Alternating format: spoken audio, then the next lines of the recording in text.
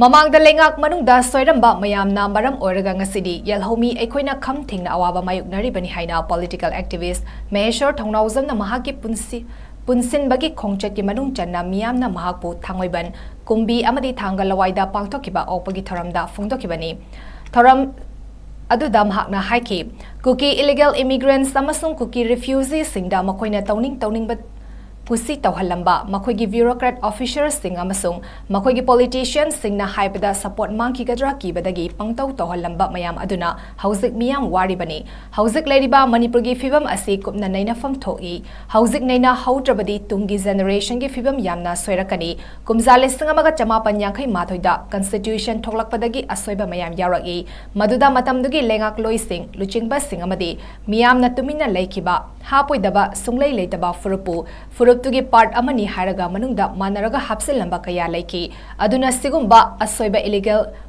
miyoi singda power pisinba sinani hauzik makoina separate administration ka talakliba si haina Maheshwar Thongnauzam na phongdoki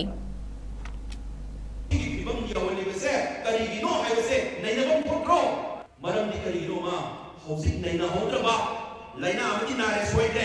laina se compulsory phagani akoi lan so pele compulsory mai pa kani atum akoi naina ba mathau tai kari naina ba mathau tai hai ba matamda kari thengnaru badagi na bano manusya soide mi me amse na sawani masam dali jage 1949 da manipur se bharat emerge ho gaye 1951 da Bharat की संविधान खोले constitution खोले भारत की चावड़ा constitutional right assign हाइजब schedule tribe से सी मणिपुर दगी करम मीन फंगदबनोना कॉन्स्टिट्यूशन द थोलक मतमदा कांगू अहुम द खोले करीनो एनी कुकी ट्राइब हबमगा एनी लुसाई ट्राइब हबमगा एनी नागा ट्राइब हबमगा अहुम से खोले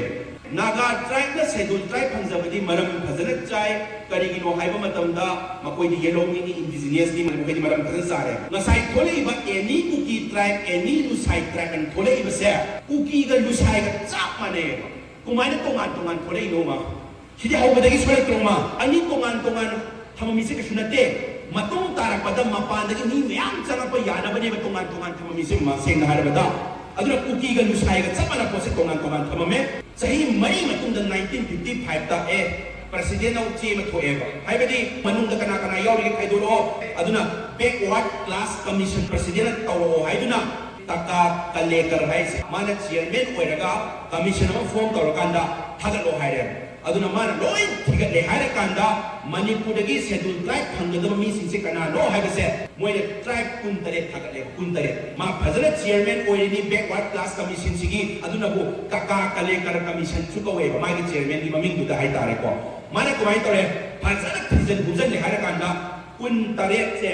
phajana tawraga thadak theba president da loi bani president na thanga da nate kana kari lai ge se chairman na phajana thigat le hara kanda masing kun tare 27 se thadak the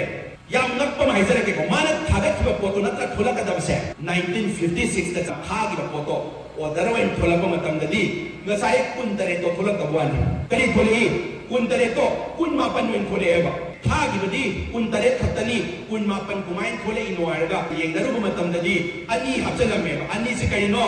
any mizo lusai tribe hagamagane jawu maga hapchalame